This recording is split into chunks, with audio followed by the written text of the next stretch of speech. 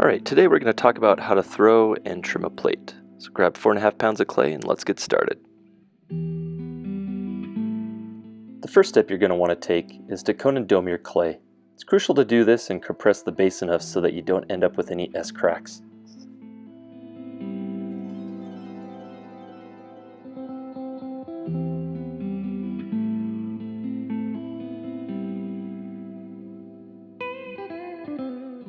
Next, with a strong dominant hand, press down hard to flatten the centered clay. Notice how I start in the middle and slowly work my way outward. Make sure you have enough water while performing this task so that your hands don't drag across the clay.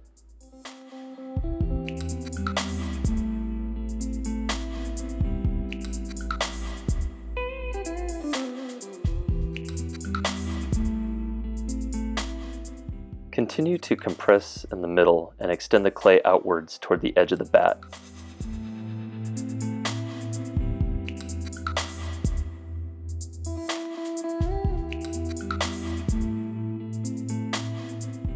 Poke the base with a needle tool to check for thickness.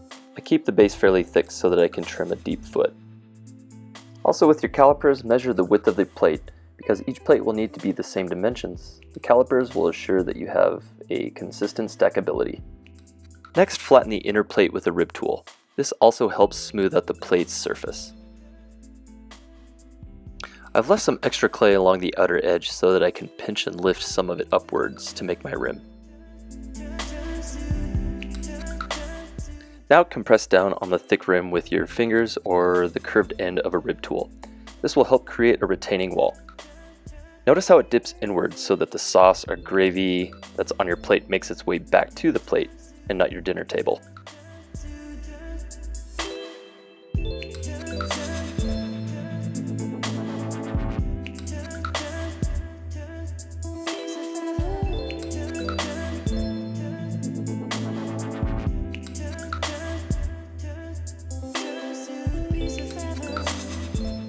So this spiral is optional, and be careful not to make the grooves too deep, as it'll only trap food and sauce and can be annoying to eat from.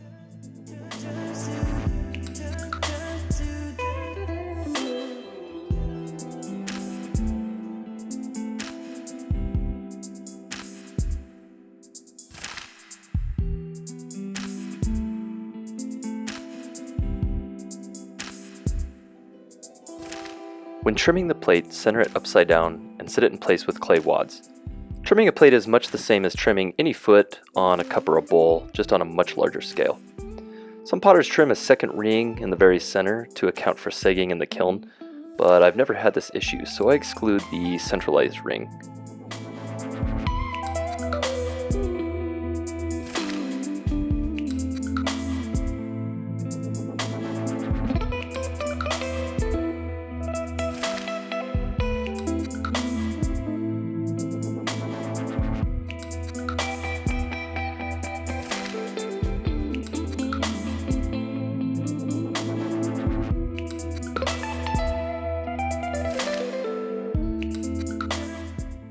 Another way to make a foot ring is to simply throw the ring on top of a flat base.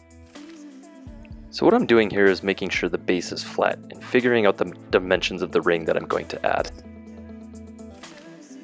On a separate bat, throw a large ring.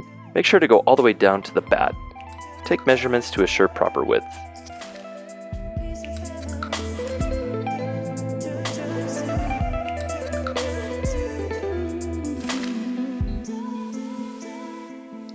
Then I'm going to soak the inner ring so that when I cut it with a wire tool, the ring just slides right off.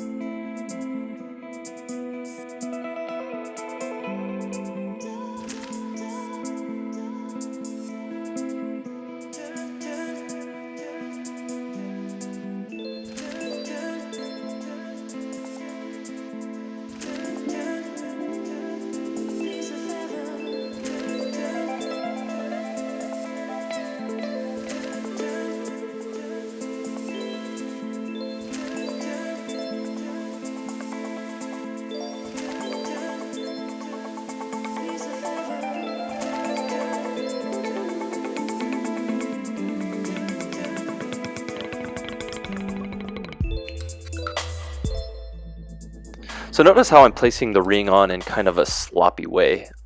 As I smooth the clay and adhere it to the plate, it's going to start to rectify itself. As the wheel turns, I'm just going to hold the sponge firmly and compress down onto the ring, and then naturally it just centers itself.